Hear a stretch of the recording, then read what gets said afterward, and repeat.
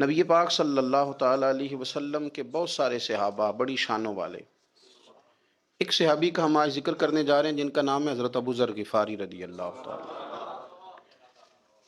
ہمارے صوفیاء تصوف میں ایک جملہ بولتے ہیں کہ تیرا تو فقر فقر بوذر ہے، یعنی جن کو صحیح درویش کہتے ہیں نا، صحیح درویش۔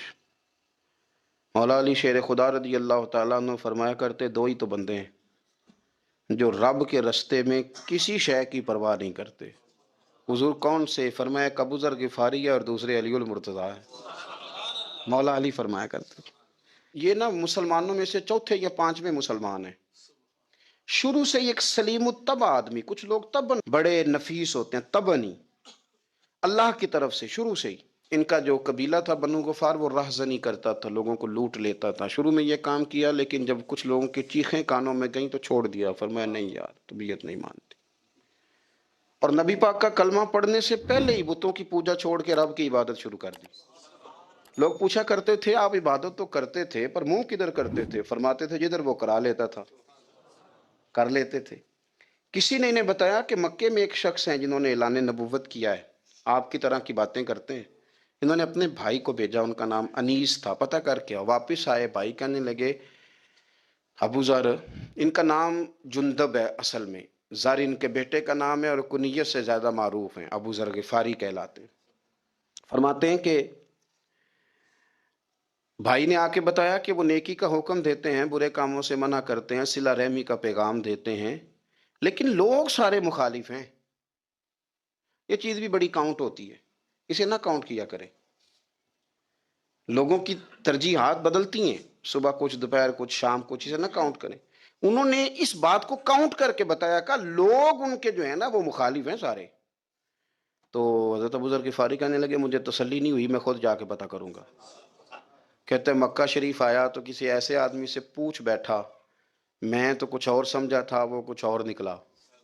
مکے والوں نے بڑا مارا، مکے پہنچ کے پہلی جو چیز ملی وہ مار کھانے کی تھی۔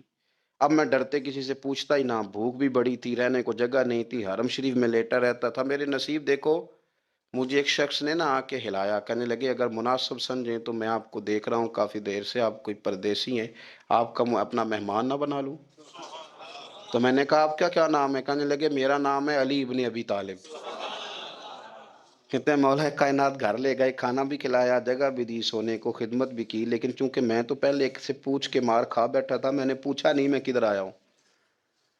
رات رہے، اگلی رات بھی رہے، لیکن میں نے بتایا نہیں میں کس کام آیا ہوں۔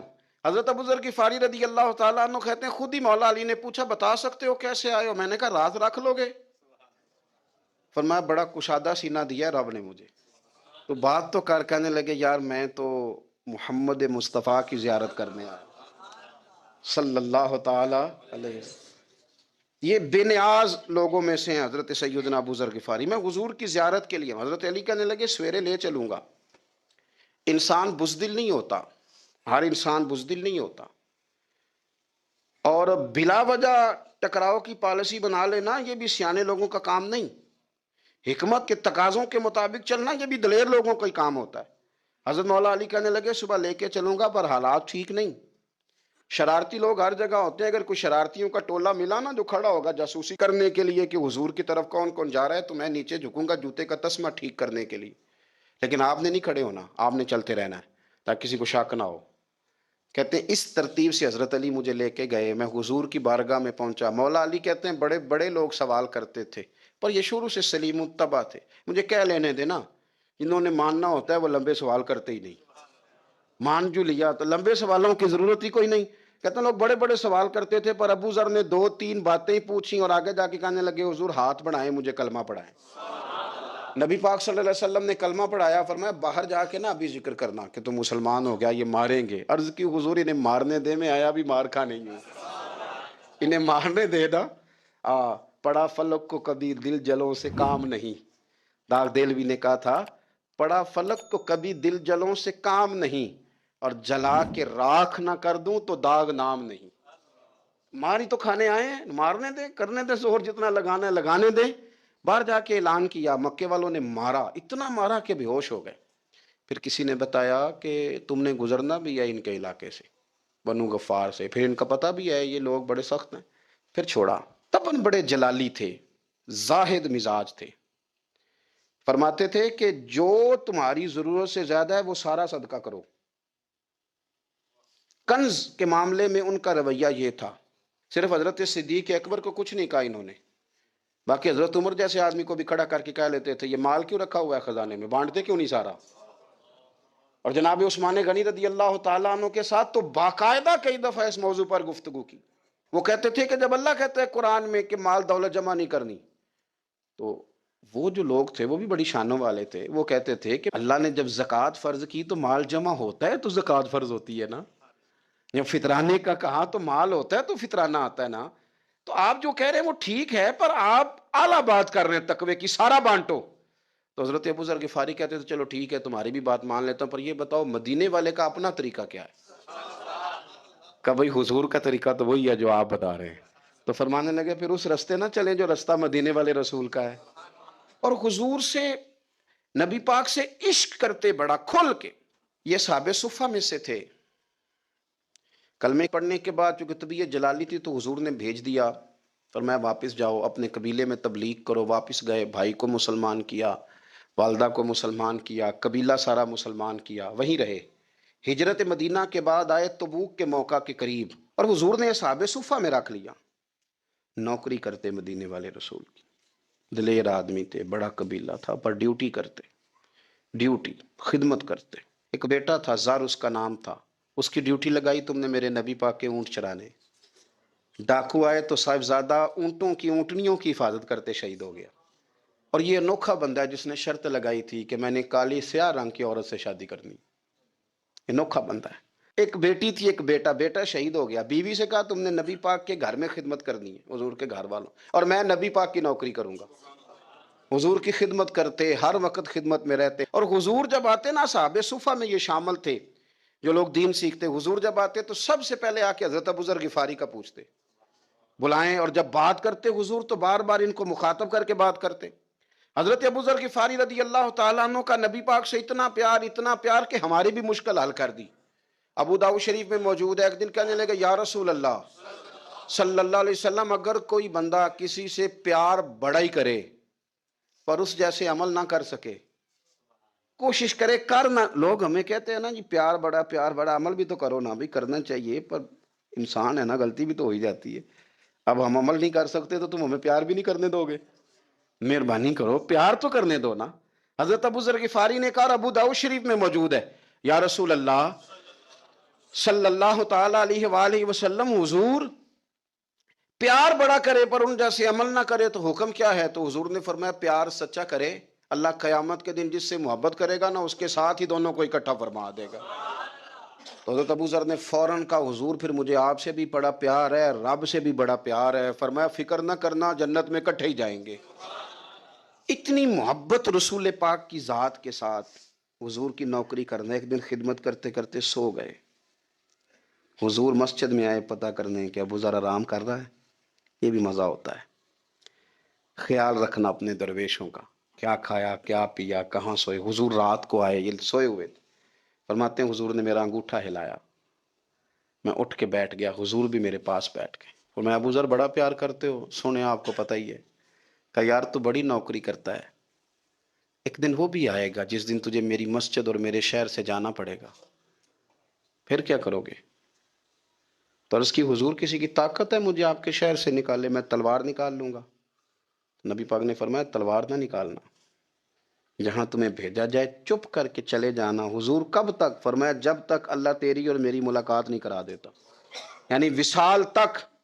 یہ واحد شخص ہیں کہ حضور کے وصال ظاہری کا وقت آ گیا تو فرمایا کوئی میرے ابو ذر کو بلاؤ۔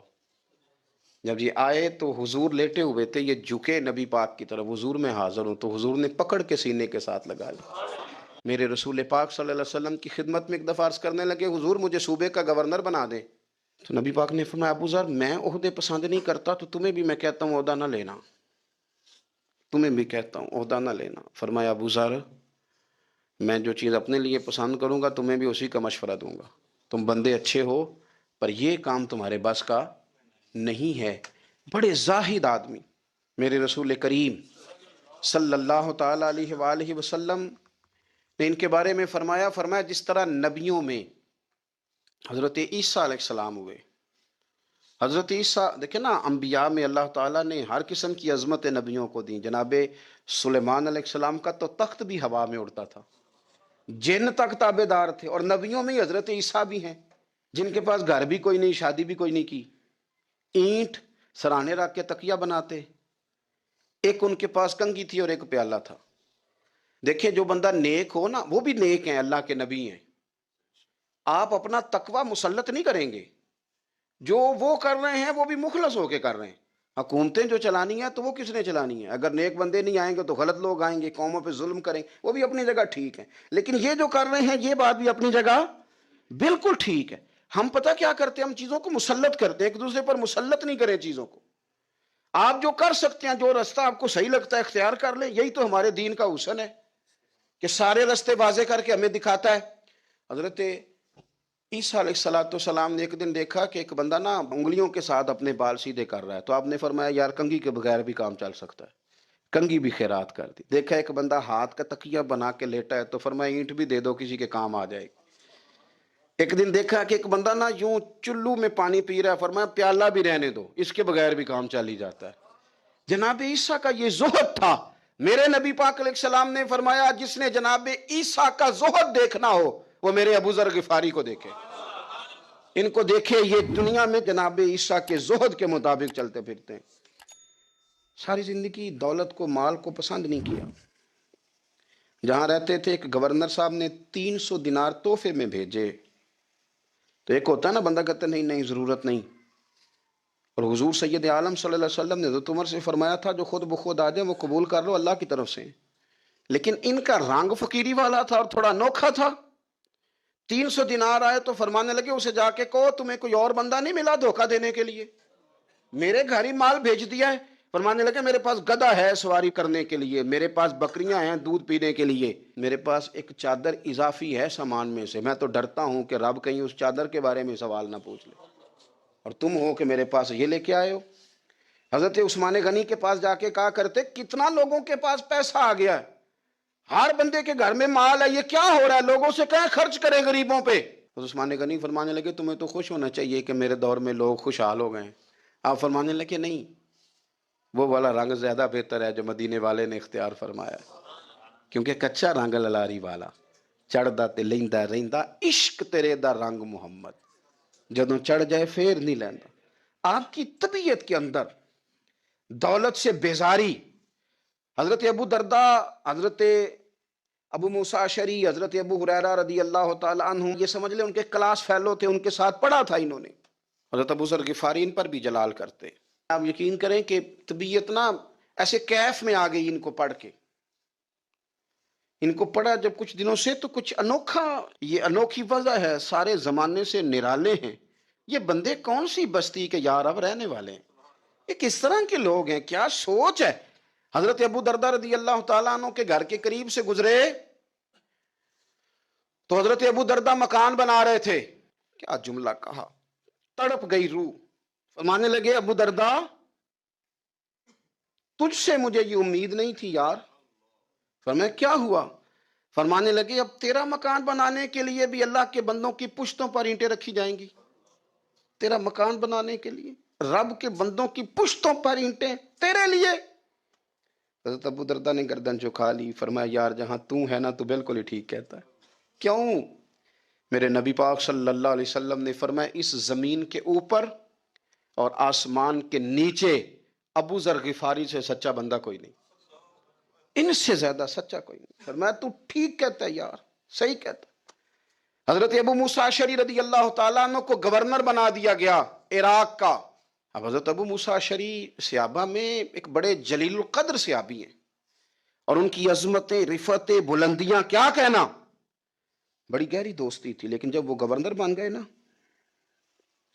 تو آپ نے فرمایا بس بھائی اب تو نے عہدہ لے لیا ہے، یہ بندے کو ٹھیک نہیں رہنے دیتی چیزیں، اب تو عہدے میں چلا گیا. بڑی مدت کے بعد ملاقات ہوئی حضرت ابو موسیٰ اشعری کے ساتھ. وہ دوڑ کے آئے حضرت ابو ذر غفاری کے گلے ملنے، میرا بھائی میرا بھائی۔ فرمایا پیچھے ہٹ جا، میں نہیں تیرا بھائی، تو گورنر ہے، میں غریب آدمی ہوں، اپنا کام کر۔ پھر دوڑ کے آئے، فرمایا ابو ذر تو میرا بھائی ہے یار، اکٹھے پڑھتے تھے حضور۔ فرمایا نہیں، جا تو نہیں میرا۔ پھر آئے، جانتے تھے نا یہ سچا بندہ ہے، یہ سچا بندہ ہے، یہ تقریروں والا نہیں، صرف وعظوں والا نہیں، اس کے اندر بھی بڑی سچائیاں ہیں۔ قریب آئے، آ کے کہا یار تو میرا بھائی ہے، میرے سینے لاگ۔ فرمانے لگے تو تیسری بار آیا ہے، مومن ہے، میں منہ نہیں موڑ سکتا، پر پہلے مجھے بتا گورنر بننے کے بعد تو نے مکان کتنے بنائے، باغ کتنے لگائے، چکیاں کتنی لگائیں، کتنے تو نے چیزیں بنائی ہیں، پہلے بتا۔ تو حضرت ابو موسیٰ اشعری نے ان کا ہاتھ پکڑا، رونے لگے، کہنے لگے جس محبوب سے تو نے تربیت لی ہے میں بھی انہی کا نوکر ہوں، جن کپڑوں میں راگ گیا تھا میرے آج بھی وہی ہیں یار۔ کیا بات کرتا ہے تو، میرے وہی ہیں۔ مجھے بتا اگر یہ عہدے خدمت کے ہم نہیں لیں گے تو پھر کیا ظالموں کو دیں گے، غیروں کو دیں گے؟ نہ کر، کچھ نہیں بنایا۔ حضرت سیدنا ابو موسیٰ اشعری رضی اللہ تعالیٰ عنہ روئے، اور جب کہا نا کوئی شے نہیں میرے پاس، تو فرمایا اچھا چل آ جا، پھر سینے لگ جا، تو واقعی میرا بھائی ہے۔ پھر حضرت ابو ذر غفاری نے محبت فرمائی، وہ درویشی، وہ فقیری، وہ سادگی، وہ نورانیت، وہ دل کے ساتھ اندر۔ ہمارے تو بہت سارے لوگ ہیں جو کہتے ہو کہاں لے جانا ہے مال، کیا ضرورت ہے مال کی، ہر وقت مال کی مخالفت کرتے ہیں، لیکن دل ان کا کہتا ہے کہ آئے صحیح، کسی طریقے سے پہنچے صحیح۔ حضور نے فرمایا بعض لوگوں کی زبانیں شہد سے زیادہ میٹھی، دل بھیڑیے سے زیادہ خطرناک۔ اوپر سے کہہ کچھ رہے ہیں، اندر حالات کچھ اور ہیں۔ لیکن حضرت ابو ذر غفاری رضی اللہ تعالیٰ عنہ دوری دولت سے، آپ فرماتے کیوں ہے لوگوں کے پاس مال، کس لیے اتنا مال جمع کیا ہے؟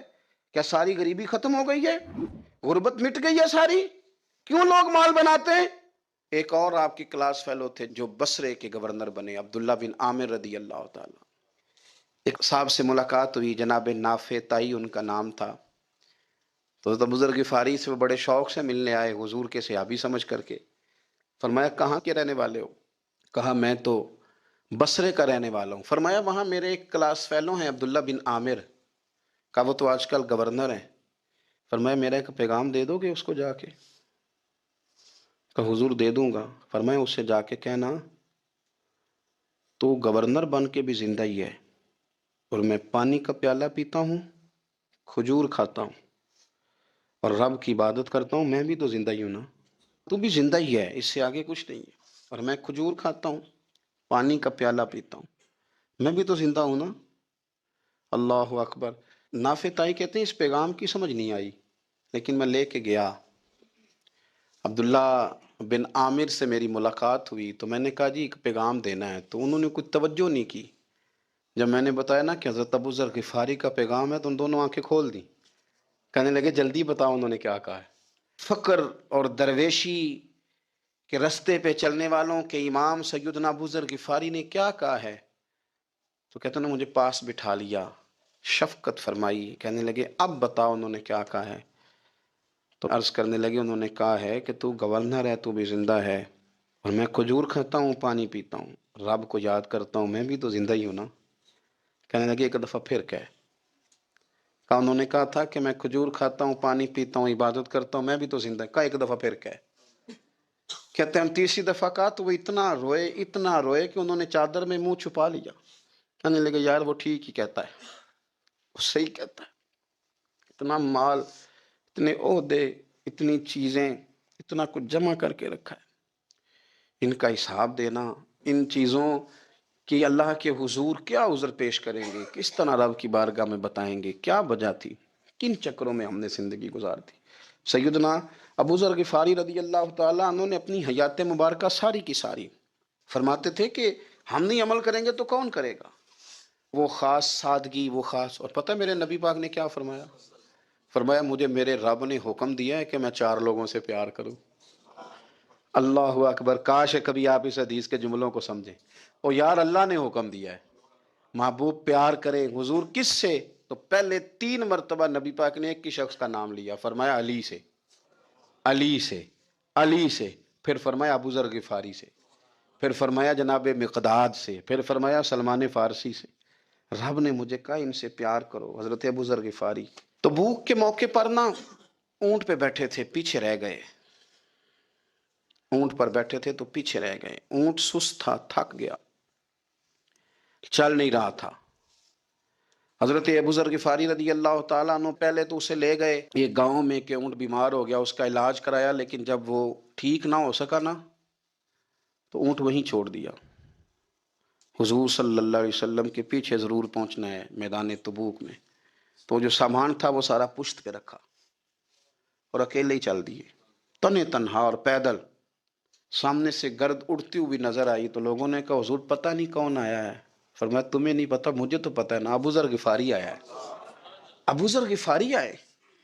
پھر حضور نے فرمایا یمشی واحدہ و یموت واحدہ و یبعث واحدہ، فرمایا یہ تنہا چلتے ہیں، یہ تنہا ہی دنیا سے جائیں گے، تنہا ہی اٹھائے جائیں گے، تنہا تنہا چلتے ہیں، تنہا ہی دنیا سے جائیں گے، انتقال تنہا ہی اٹھائے جائیں گے۔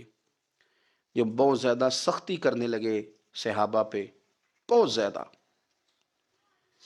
تو حضرت عثمان غنی رضی اللہ تعالیٰ عنہ نے فرمایا کہ آپ اپنے مزاج کے لحاظ سے تو درست ہیں، پر جو چیز آپ طاری کرنا چاہتے ہیں جب شریعت گنجائش دیتی ہے تو آپ کیوں اتنی سختی فرماتے ہیں؟ تو فرمانے لگے ٹھیک ہے پھر مجھے ربضہ جانے کی اجازت دے دو۔ ربضہ ایک بستی تھی، جنگل تھا، وہاں کوئی آتا جاتا نہیں تھا، اسی کسے دے کچھ نہیں جلا گئے تو نہ کچھ ہڈا دردی۔ حضور نے کہا تھا نا یمشی واحدہ، اکیلا چلے گا، ربضہ چلے گیا۔ حضرت سیدنا عثمان غنی نے کہا یہ کچھ بکریاں لے جاؤ، دودھ پی لیا کرنا۔ فرمایا عثمان مجھے مال کی تو ضرورت پہلے دن سے ہی کوئی نہیں، مجھے تو رب رسول کی ضرورت ہے، ان کی کرم نوازیاں میرے ساتھ رہتی ہیں۔ تشریف لے گئے، وہاں تنہا کھجور کے خشک ٹکڑے کھاتے، عبادت کرتے، اللہ کو یاد کرتے۔ بڑے بڑے لوگوں نے آ کے کہا کہ ابو ذر آپ کی بڑی شان ہے، ہمارے ساتھ چلیں۔ فرمایا چھوڑو، کہاں منشور ہم اور کہاں ہنگامے محبت کے، ایک حجرے میں رہتے ہیں خدا کو یاد کرتے ہیں، ضرورت کوئی نہیں، جہاں ہوں نا وہاں میں ٹھیک ہوں، حاجت نہیں۔ وصال کا وقت آ گیا، دنیا سے جانے کا ٹائم آ گیا، اکیلے ہیں، بیوی ہے اور بیٹی ہے، جنگل کا علاقہ ہے، حج ہو گیا، رستے بند ہو گئے، بیمار ہو گئے۔ اپنی اہلیہ کو بلا کے کہنے لگے اب میں بچوں گا نہیں، اب جانے کا وقت آ گیا ہے۔ میں نے فقیری جو حضور کی دیکھی تھی اس میں نے وقت گزارا ہے، اور دیکھ میں جا بھی فقیری میرا ہوں، لے سجدہ سا توڑ نہیں پائی، جان بھی دیتی تیرا تیرے، اب جانے کا وقت ہے تو اس طرح کرنا، اگر تیرے پاس کوئی کپڑا ہوا تو مجھے کفن دے دینا، نہ ہوا تو اللہ کے سپرد کر دینا۔ کہا ہم دو عورتیں ہیں، جنازہ غسل کفن، فرمایا رب جماعت بھیجے گا میرے لیے، لوگ آئیں گے، میرے نبی پاک نے مجھ سے وعدہ کیا تھا آئیں گے نا لوگ۔ تو اہلیہ کہنے لگی ابو ذر آپ کو کیسے پتا ہے کہ آپ اس صحرا میں انتقال کر جائیں گے، اللہ شفا دینے والا ہے۔ فرمانے لگے ہم 3-4 لوگ بیٹھے تھے تو حضور نے فرمایا تھا تم میں سے ایک شخص صحرا میں اکیلا انتقال کر جائے گا، تو وہ میرے جتنے باقی ساتھی تھے وہ سارے انتقال کر گئے، اب میں اکیلا ہی بچا ہوں، مجھے پتا ہے وہ میں ہی ہوں، تو تم دیکھنا تمہیں کوئی نہ کوئی مل جائے گا غسل کفن کے لیے۔ آپ کی اہلیہ کہتی ہیں کہ میں اٹھی، کبھی دوڑ کے میں باہر جاتی، سڑک پہ جا کے دیکھتی کوئی گزر رہا ہے، پھر میں آ کے کہتی حج ختم ہو گیا ہے، رستے بند ہو گئے ہیں، کون آئے گا جنگل میں، پھر میں آ کے ان کی تیمارداری کرتی، پھر اٹھ کے جاتی، پھر میں آ کے تیمارداری کرتی۔ اچانک میری نظر پڑی تو ایک چھوٹا سا قافلہ آ رہا تھا، اس قافلے میں چند لوگ تھے اور سب سے بڑھ کر صحابی رسول حضرت عبداللہ ابن مسعود بھی تھے۔ میں نے ان کو اشارہ کیا تو وہ دوڑے آئے، کہنے لگے بہن کیا ہے؟ میں نے کہا یہاں ایک شخص ہے، تمہاری تھوڑی سی ضرورت ہے اس کو۔ تو عبداللہ ابن مسعود کہنے لگے کون ہے بی بی؟ کہتے ہیں میں نے کہا کہ وہ ابو ذر غفاری ہیں۔ کہتے تڑپ کے روئے عبداللہ ابن مسعود، تڑپ کے کہنے لگے ابو ذر میرے نبی پاک کا پیارا، میرے ماں بھی اس پہ قربان، میرا باپ بھی قربان، کدھر ہے جلدی بتاؤ۔ کہتی میں لے آئی، 4-5 لوگ تھے وہ، تو سیدنا ابو ذر غفاری کہنے لگے عبداللہ میرا وصال ہو جائے گا لیکن یاد رکھنا میری بیوی کے پاس کفن کے لیے کپڑا موجود نہیں، وہ لہو سجنا سا توڑ ہی نہیں پائی، جان بھی دیتی تیرا تیرے، کفن کے لیے کپڑا نہیں ہے، لیکن تم میں سے نا وہ بندہ کوئی کپڑا نہ دے جو کبھی کسی سرکاری عہدے پہ رہا ہو، وہ بندہ میرے کفن کے لیے کپڑا نہ دے کسی سرکاری عہدے پہ رہا ہو۔ ایک انصاری جوان کہنے لگا ابو ذر میں کبھی کسی عہدے پہ نہیں رہا، اگر آپ میری چادر قبول کر لیں کفن کے لیے تو میں ٹھیک ہے، میں نے نا حضور کے طریقے پر زندگی گزاری ہے، چپ کر کے میرا جنازہ پڑھ دینا اور مجھے کہیں اور نہ لے کے جانا، اسی کسی دے کچھ نہیں جے لگتے تو نہ کوئی ساڈا دردی یہیں کسی صحرا میں جنگل میں یہیں کوئی قبر کھود کے مجھے دفن کر دینا، مجھے جانے نہیں ہے کسی جگہ۔ حضرت عبداللہ ابن مسعود رضی اللہ تعالیٰ عنہ نے جنازہ پڑھایا، اور اس درویش کو جو 5ویں یا 4تھے مسلمان ہیں ان کو وہاں دفن کیا۔ جب خبر پہنچی نا مدینے تو سب سے زیادہ آنسو مولا علی نے بہائے، سب سے زیادہ حضرت علی نے۔ لوگوں نے کہا اتنا کیوں روتے ہو؟ فرمایا 2 ہی تو بندے تھے جو اللہ کے راستے میں کسی کی پرواہ نہیں کرتے تھے، اب ایک ہی رہ گیا ہے۔ کہ حضور کیا مطلب؟ فرمایا 2 ہی تھے، ایک ابو ذر اور ایک علی، اب اکیلا علی تو رہ گیا، وہ چھوڑ کے چلے گئے۔ حضرت سیدنا ابو ذر غفاری رضی اللہ تعالیٰ عنہ اس عظیم شخص کا نام ہے، سردار قبیلے سے تعلق تھا، بڑے بہادر تھے، اور حضور کو فقیری میں دیکھا تو پھر زندگی اسی فقیری میں گزارتی، اسی فقیری میں، اسی طریقے میں وفا کر کے نا اسی رنگ میں گزار دی، انہی نقشوں پہ رہے۔ اگرچہ جائز تھا، بڑے بڑے لوگ تھے، بڑے بڑے لوگ تھے، حضرت عبد الرحمن ابن عوف بڑا مال تھا، حضور نے ان کو جنتی کہا، ان کے پیچھے نماز پڑھی، سب ٹھیک تھا، پر فرماتے تھے یار میں انکار نہیں کرتا پر میرے نبی نے فقیری کی، حضور نے ایک وقت کھایا ایک وقت بھوک کاٹی، تم کس طرح بھر بھر کے پیٹ کھاتے ہو، تم کس طرح اتنی آسانیاں دیکھتے ہو۔ حضرت ابو ذر غفاری فرماتے تھے مجھے میرے نبی پاک نے 6 باتوں کی وصیت کی تھی، اپنے بچوں کو بھی بتاتے تھے، دوستوں کو بھی، 6 باتوں کی حضور نے وصیت کی تھی۔ سب سے پہلے حضور نے فرمایا تھا ابو ذر مسکینوں سے محبت کرتے رہنا۔ دوسرا نبی پاک صلی اللہ علیہ وسلم نے فرمایا تھا جب بھی دیکھنا نیچے والوں کو دیکھنا، اوپر والوں کو نہ دیکھنا، مالداروں جاگیرداروں پہ توجہ نہ کرنا، ذہن خراب ہوگا، نیچے دیکھنا، غریبوں کی طرف توجہ رکھنا۔ تیسرے نمبر پر نبی پاک صلی اللہ علیہ وسلم نے فرمایا تھا ہر حال میں حق بات کہنا اگرچہ وہ کڑوی ہو۔ چوتھے نمبر پہ میرے محبوب نے فرمایا تھا اللہ کے معاملے میں کسی کی پرواہ نہ کرنا، کوئی کیا کہتا ہے کہتا رہے، تم رب کے رستے پہ چلتے رہنا، ملامت کی پرواہ نہ کرنا۔ اور 5ویں نمبر پر میرے نبی پاک نے مجھ سے کہا تھا اگر رشتہ دار تجھ سے تعلق توڑیں بھی نہ تو جوڑ کے رکھنا، صلہ رحمی نہ چھوڑنا۔ اور 6 نمبر پر حضور نے فرمایا تھا اللہ کے عرش کے خزانوں میں سے خزانہ ہے لا حول ولا قوت الا باللہ العلی العظیم، حضور نے فرمایا اسے پڑھتے رہنا، اسے کبھی نہ چھوڑنا۔ اے اللہ ان نیک اور پاک لوگوں کا صدقہ ہمارے دلوں کو تقوی عطا فرما۔ قرآن مجید نے فرمایا قل ان کنتم تحبون اللہ فاتبعونی یحببکم اللہ۔ اے محبوب علیہ السلام آپ اپنے غلاموں سے یہ فرما دیں کہ اگر یہ اللہ سے محبت کرنا چاہتے ہیں تو آپ ان سے فرمائیں کہ میری پیروی کرو، میرے نقش قدم چلو، میری اتباع کرو، یحببکم اللہ، اللہ خود تم سے محبت فرمائے گا۔ نبی پاک علیہ السلام کی اتباع، حضور کی پیروی، نبی پاک کے نقش قدم چلنا، یہ انسان کو معرفت الہی دیتا ہے۔ آپ کو پتہ ہے صحابہ کرام علیہم رضوان نے جب کلمے پڑھے، مسلمان ہوئے، ایمان کی، یقین کی، تیقن کی دولت انہیں نصیب ہوئی تو پھر ان کے رنگ ڈھنگ بدل گئے۔ بڑا مشکل کام ہے اپنا کمایا ہوا مال محنت کا لا کے خرچ کرنا، لیکن جب رضائے الہی پورے طور پر مطلوب ہو اور معرفت الہی کا رنگ چڑھا ہوا ہو اور انسان کو طے ہو جائے کہ اب یہ مال میرے رب کی رضا کا ذریعہ بنے گا، تو پھر حالت یہ ہوتی ہے کہ جناب صدیق اکبر نے تن کے کپڑے بھی اتار دیے اور ٹاٹ کا لباس پہن لیا۔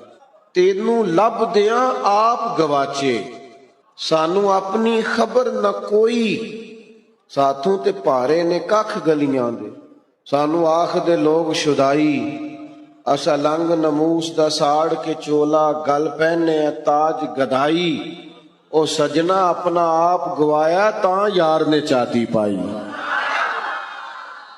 جب آپ کو معرفت الہی کا یہ جذبہ نصیب ہوتا ہے، یہ ذوق نصیب ہوتا ہے، یہ شوق نصیب ہوتا ہے، تو پھر انسان طلب کرتا ہے۔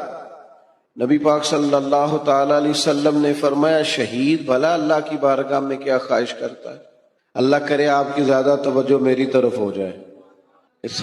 ہمارا سارا دھیان لے ہی ہمارا موبائل گیا ہے، شریکہ ہی بن گیا ہے۔ 2 4 5 لوگ بنا لیں، باقیوں کو دے دیں، اور جس نے بنانی ہے وہ ضرور بنائے، پر بات تو میری سنیں نا۔ آپ لائیو کومنٹس بعد میں دیکھ لیجئے گا۔ عزیز دوست میری بات پر غور فرمائیں، جب آپ معرفت الہی تک پہنچ جاتے ہیں تو حضور فرماتے ہیں شہید اللہ کی بارگاہ میں عرض کرتا ہے مالک اب ایک دفعہ پھر بھیجے نا دنیا میں، اور پھر موقع ملے نا شہید ہونے کا۔ تیری جنت میں بڑا لطف ہے، لیکن گویا جو تیری راہ میں سر کٹانے کا مزہ ہے۔ میرے عزیز، جب نبی پاک کی پیروی کی جاتی ہے تو معرفت الہی انسان کو جینے کا سلیقہ آ جاتا ہے، اسے محسوس ہوتا ہے کہ میں کوئی بڑا بامقصد کام کر رہا ہوں۔ پھر پتھر کھانا، تبلیغ کرنا، جدوجہد کرنا، کانٹوں پہ چلنا، یہ سارے کام مزہ دینے لگ جاتے ہیں۔ جب کوئی مقصد حیات ہاتھ آ جاتا ہے نا، پھر تھوڑے وقت سو کے بھی انسان نیند پوری کر لیتا ہے، تھوڑے پیسوں پر بھی گزارا ہو جاتا ہے، پھر سادہ لباس بھی ہو، سادہ کپڑے بھی ہوں، مسجد میں سونا بھی ہو، تو حضرت بلال حبشی مطمئن وقت گزارتے ہیں۔ پھر اطمینان، جب معرفت الہی نصیب ہو جائے، محبت الہی نصیب ہو جائے، حضور علیہ السلام نے معراج سے واپس آ کے فرمایا بلال کیا عمل کرتے ہو؟ یا رسول اللہ کیا ہوا؟ فرمایا میں نے تو جنت میں بھی تمہارے قدموں کی آواز سنی ہے۔ نبی پاک کی خالص پیروی، اتباع رسول، لیکن شرط یہ ہے کہ انسان تن من دھن سے حضور کی پیروی کرے۔ وہ چند 2 4 5 چیزوں کا دعویٰ نہ کرے، میٹھا کھانا سنت ہے، مسواک کرنا سنت ہے، داڑھی رکھنا سنت ہے، پگڑی باندھنا سنت ہے، یہ بڑی عظیم سنت ہے، پر سچ بولنا بھی سنت ہے، فاقہ کرنا بھی سنت ہے، دل بڑا رکھنا بھی سنت ہے، دل صاف رکھنا بھی سنت ہے۔ جو اپنے لیے پسند کرو وہ دوسرے کے لیے پسند کرو، یہ بھی حضور کی دی ہوئی ادا ہے۔ اپنی مرضی کا ماحول فقط نہیں بنایا جائے گا۔ جب آپ معرفت الہی کے رستے پہ چلیں گے تو لازمی شرط ہے حضور کی پیروی کریں گے۔ اتباع رسول کے بغیر کوئی اور رستہ ہی نہیں ہے جو بندے کو اطمینان دے سکے، سکون دے سکے۔ آپ ایک مطمئن زندگی گزارتے ہیں جب حضور کی پیروی میں۔ آپ دنیا میں دیکھ لیں، بہت زیادہ مہنگے کپڑے پہننے والے لوگوں سے ملاقاتیں کر لیں، بہت نئے جدید دور کا فیشن اوڑھنے والے لوگوں سے آپ مل لیں، وہ بیچارے بے چین ہی پڑے رہتے ہیں۔ 98 لوگوں نے کہہ دیا تیرے کپڑے ٹھیک لگ رہے ہیں، اور 2 نے بھی یہ نہیں کہا غلط ہے، ٹھیک نہیں، انہوں نے کہا بس ٹھیک ہے، لیکن یہ بیچارے پریشان ہو گئے کہ پتہ نہیں صحیح ہے کہ نہیں۔ حالانکہ 2 بندوں نے صرف ہلکا سا یہ کہا ہے کہ بس ٹھیک ہے، مناسب ہے، کیونکہ وہ گڈ بک میں آنا چاہتا ہے، وہ صرف دنیا کی زندگی جینا چاہتا ہے۔ المال والبنون زینت الحیات الدنیا، یہ صرف دنیا کی زینت چاہتا ہے۔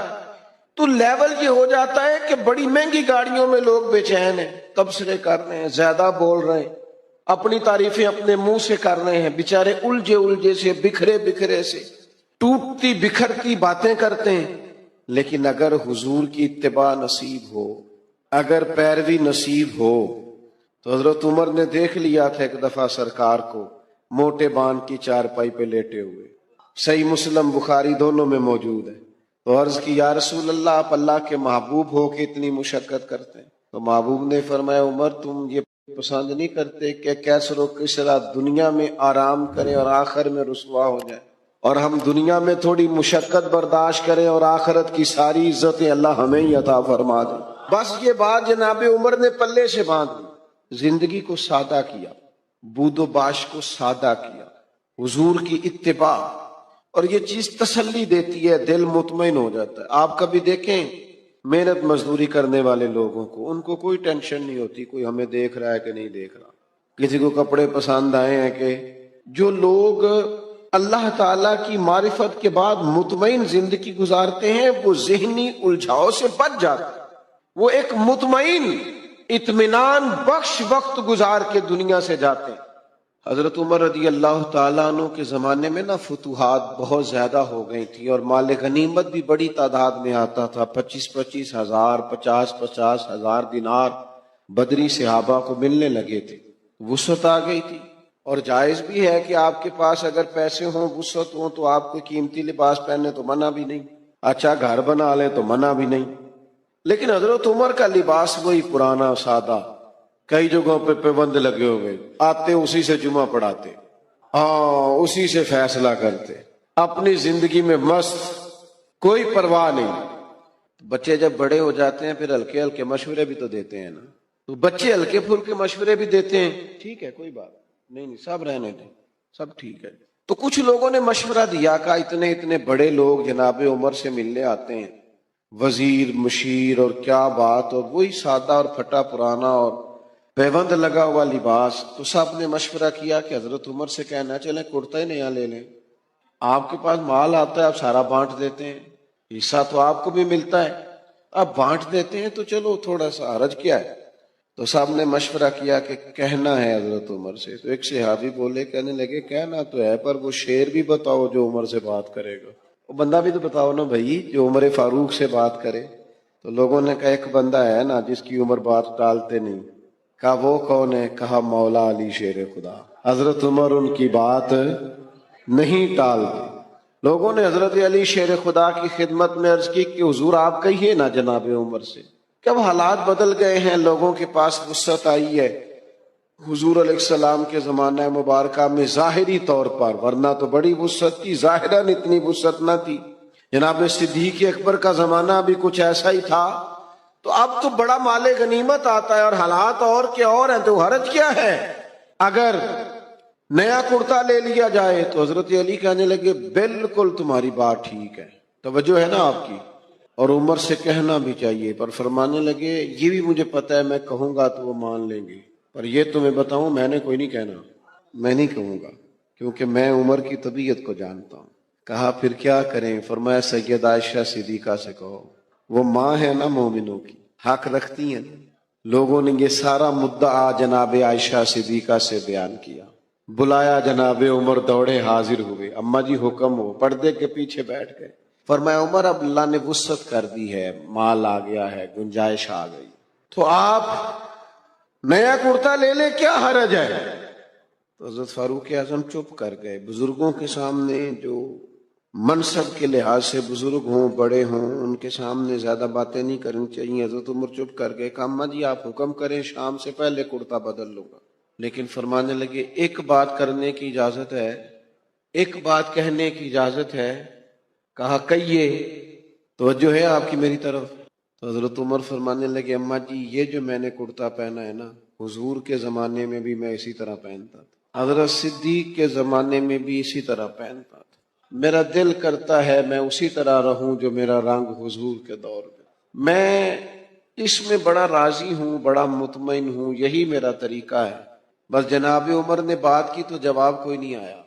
تھوڑی دیر کے بعد جناب عائشہ صدیقہ کے رونے کی آواز آئی، اور جناب عمر فاروق سے فرمانے لگی آپ جائیے، جو صحابہ نے فرمایا تھا وہ بھی ٹھیک ہے، پر جو آپ کہہ رہے ہیں وہ تو بالکل ہی ٹھیک ہے۔ اس لیے کہ معرفت الہی، محبت الہی، توکل، صبر، شکر، قناعت، خودداری، عزت نفس پیدا کرتی انسان کو یہ چیزیں پیدا کرتی، اور یہ حاصل کیسے ہوتی ہے؟ فاتبعونی، حضور کی پیروی سے، نبی پاک کی غلامی سے، نبی پاک کے نقش قدم چلنے سے۔ ہم صرف اور صرف اس زندگی میں مطمئن رہ سکتے ہیں جو زندگی ہمیں مدینے والے محبوب نے عطا فرمائی۔ اگر ہم وہاں سے ہٹیں گے، اگر ہم وہاں سے چند قدم پیچھے ہٹیں گے، ہمارے لیے نقصان ہوگا۔ دیکھیے نا، عظیم سنت ہے نبی پاک کی اپنے دل کو صاف رکھنا، لیکن ہم نے بوجھ ہی بڑے بنائے ہوتے ہیں دل پہ۔ ایک بٹن ٹوٹ جائے نا، گلے کا ایک بٹن، تو محفل میں کسی کو بھی نہ پتا ہو تو جس کا ٹوٹا ہوتا ہے وہ بڑا پریشان ہوتا ہے، یار میرا بٹن ٹوٹا ہوا ہے۔ ایک تنکا صرف آپ کی داڑھی پہ لگ جائے نا، ایک بال چھوٹا سا، تو جب تک بندہ اتار نہ لے مطمئن نہیں ہوتا۔ ذرا سی یہاں مٹی لگی ہو تو سارے کہتے ہیں یار تیرے چہرے پہ مٹی لگی ہوئی ہے، آپ کئی کئی بار آئینہ دیکھتے ہیں، پھر جا کے اطمینان حاصل ہوتا ہے۔ تو میرے بھائی یہ جو لوگ کہتے ہیں نا میں بے چین رہتا ہوں، بور بڑا ہوتا ہوں، تو ان کے دل پر بھی کوئی میل کچیل چڑھ گئی ہے۔ یہ باطن اگر اپنا صاف کر دیں گے نا، یہ چڑھ جاتی ہے میل کچیل۔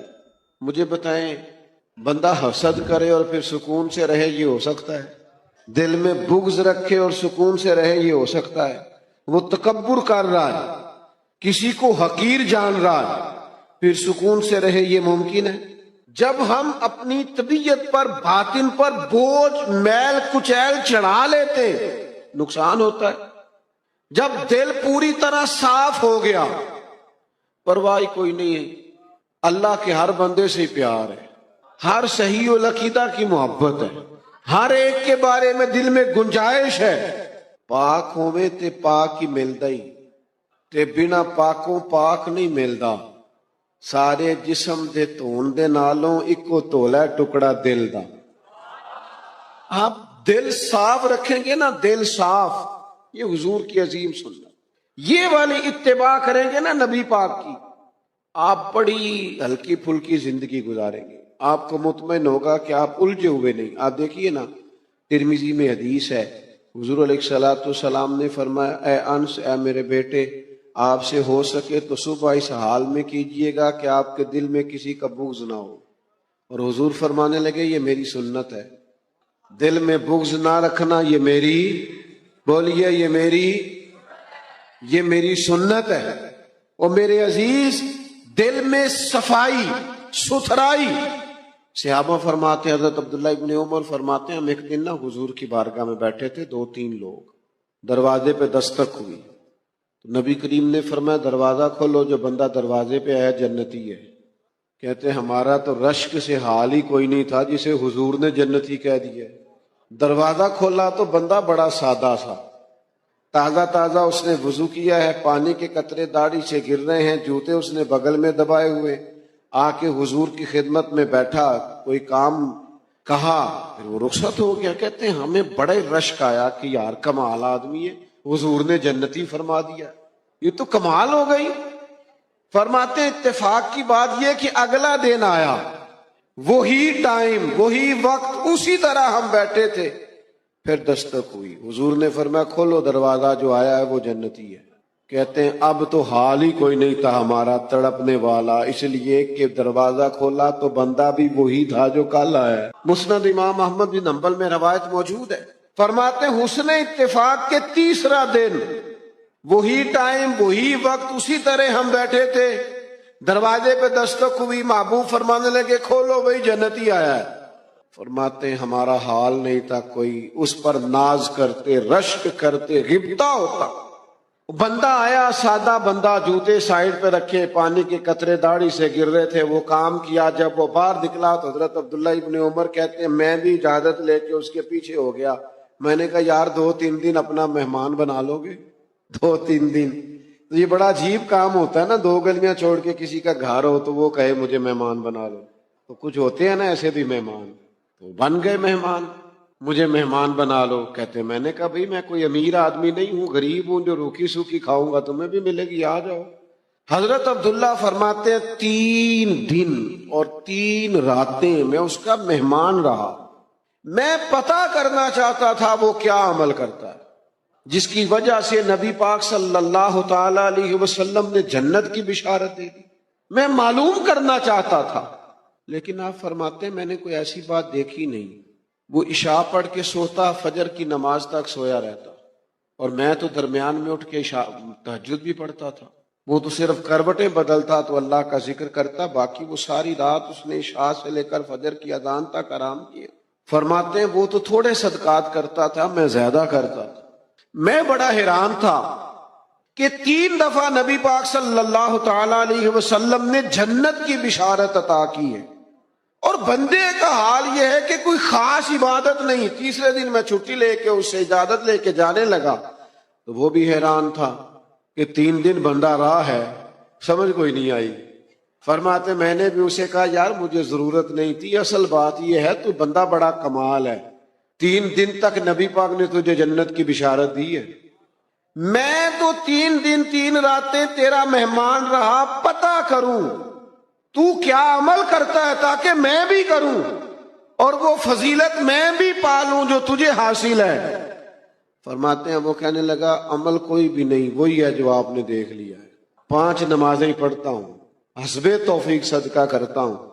تو کہتے ہیں میں نے اسے کہا یار کچھ تو ہوگا نا جو اتنی شان؟ تو کہنے لگا ایک چیز میرے پاس ہے، یہ آپ نے یاد رکھنی ہے، یہ ہماری محفل کا نچوڑ ہے۔ ایک چیز ہے، وہ کیا؟ کہنے لگا میرا دل بڑا صاف ہے، عداوت کوئی نہیں، حسد کوئی نہیں، بغض کوئی نہیں، اناد کوئی نہیں، اسی کسی دے کچھ بھی نہ لگ دے، نہ کوئی ساڈا دردی، ہم نے کوئی رٹا نہیں، کوئی کسی سے تنازع نہیں، اس نے مجھے سلوٹ کیوں نہیں کیا، فلانے نے سلام کو نہیں کیا، فلانے میرے وہ بچے کے دن رکھنے تھے مجھے بلایا کیوں نہیں، فلانے نے مشورہ کیوں نہیں کیا، منگنی پہ کیوں نہیں بلایا، ایک بندہ کیوں بلایا، میرا رٹا کوئی نہیں، دل صاف ہے۔ حضرت عبداللہ ابن عمر فرماتے ہیں میں سمجھ گیا، میں نے کہا تیرا دل صاف ہے نا، تو پھر مدینے والے محبوب نے بھی 3 دفعہ جنت کی بشارت عطا فرمائی۔ عزیز بھائیوں، ہم نے اتباع رسول کرنی ہے، پیروی کرنی ہے نبی پاک کی، یہی معرفت الہی کا بڑا ذریعہ ہے۔ سادہ زندگی گزارنی ہے، دلوں کو صاف رکھنا ہے، اپنے معاملات کو پوری طور پر اللہ کے سپرد کرنا ہے۔ باتیں زیادہ ہو نہیں سکتی، وقت کے دامن میں اتنی گنجائش نہیں سمیٹنے لگا ہوں۔ ایک بات میں نے ضرور کرنی ہے، آپ اتنی محبت سے دوست جمع ہوئے ہیں، چلے اللہ نے کبھی پھر موقع بنایا تو کسی کھلی جگہ پہ بیٹھیں گے انشاءاللہ تعالی۔ اب جو پیچھے ہیں وہ زیادہ پریشان ہیں، ان کو موقع نہیں مل رہا۔ ایک بات ضرور آپ سے عرض کرنی ہے، دلوں پہ جو بوجھ ہوں گے نا وہ ہمیں اپنوں سے دور کر دیں گے، غلطیاں ہو ہی جاتی ہیں۔ اچھا میں آپ کو بتاؤں، اپنوں کی غلطیوں کا ہمیں زیادہ پتہ اس لیے ہوتا ہے کہ ہم ان کے ساتھ جو زیادہ رہتے ہیں۔ انسان ہونے کے ناطے کمزوریاں دوسروں میں بھی ہوتی ہیں، پر وہ دور ہوتے ہیں تو ہمیں پتہ نہیں نہ ہوتا۔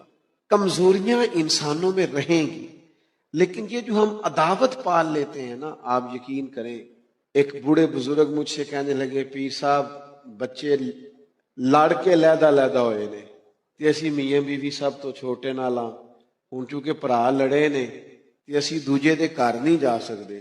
تو کہتے بچوں کی ماں کا یہ حال ہے کہ وہ کھڑکی کھول کے بیٹھ جاتی ہے کہ میرے بچے گزریں گے تو میں انہیں دیکھ لوں، کھڑکی کھول کے بیٹھی رہتی ہے کہ میرا بڑا بیٹا گزرے گا تو میں دیکھوں گی۔ او یار اتنی عداوتیں، اتنی تکلیفیں، لوگ قبرستانوں میں نرے جنازے پڑھنے جاتے ہیں، صرف جنازہ، تاکہ لوگوں کو پتا چلے میں آیا ہوں، ورنہ ہم نے دل سخت کر لی، طبیعتوں میں گھٹن ہے، ہمارے لہجے تلخ ہیں۔ ہم حضور کا میلاد منانے آئے ہیں اور نبی پاک کی غلامی اتباع کا تو سبق یہ ہے کہ جو پتھر بھی مارے نا طائف والوں نے اور تکلیف بھی دی، تو صحابی نے کہا حضور کرے نا دعا یہ تباہ ہو جائیں، تو فرمایا دعا نہیں کرنی ان کی تباہی کی، اس لیے کہ یہ نہیں مانتے تو ان کی آنے والی نسلیں مان جائیں۔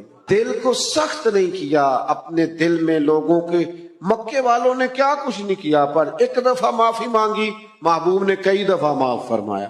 تو میرے عزیز، اتباع رسول اصل ہے، اور اتباع رسول میں 2 چیزیں بنیادی ہیں، ایک سادہ رہیں اور ایک دل کو صاف رکھیں۔ یہ 2 کام اگر کریں گے زندگی بڑی ٹھنڈی محسوس ہوگی، معیاری محسوس ہوگی، آپ خود اپنے اندر خوبصورتی محسوس کریں گے۔ اللہ میری آپ کی حاضری قبول فرمائے۔ سلام ہوگا اور یہاں بزرگ بیٹھے ہیں، ان میں سے کوئی دعا کرے گا۔ وما علینا الا البلاغ۔ کیا خوبصورت انداز ہے میرے رسول پاک علیہ السلام کا، جتنی شاندار طبیعت حضور نے مولا علی شیر خدا کی تھی اتنی کوئی کر سکتا ہے، اور جتنی اعلیٰ ترین تربیت اور حسن سیدہ فاطمہ کو اللہ نے دیا کسی اور کو مل سکتا ہے؟ لیکن میرے نبی پاک علیہ السلام نے ان کی شادی کے بعد ان کو اکٹھے بٹھا کے ان کے سر آپس میں جوڑ کے ہاتھ اٹھا کے دعا کی تھی کہ اے اللہ ان کے درمیان محبت پیدا فرما دے۔ میاں بیوی کے درمیان جو سب سے اہم چیز ہے وہ محبت ہے۔ بچے کہتے ہیں ہم کدھر جائیں، ابا کی سنیں کہ اماں کی سنیں، اور اکثر گھروں میں بچوں کی تربیت رک جاتی ہے اس لیے کہ میاں بیوی کا سلوک نہیں ہوتا، تباہی اتر جاتی۔ گھر کے اندر ہر شے ہے پر ان کا پیار نہیں۔ پتہ یہ چلا کہ گھر میں محبت نہ ہو تو گھر نہیں چلتا، اگر محبت کے بغیر ایک گھر نہیں چل سکتا تو محبت مصطفیٰ کے بغیر دین کیسے چلے گا؟ ایک بار مدینے میں ہو جائے میرا جانا، ایک بار مدینے میں ہو جائے میرا جانا، پھر اور نہ کچھ مانگے سرکار کا دیوانہ، ایک بار مدینے میں ہو جائے میرا جانا، پل پل میرا دل تڑپے دن رات کرے جاری، پل پل میرا دل تڑپے دن رات کرے ساری، کب آؤں مدینے میں،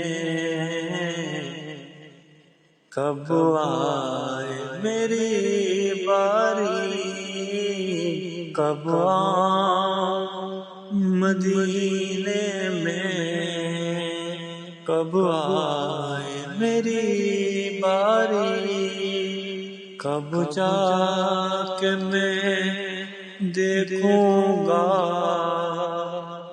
دربار سہانا، ایک بار مدینے میں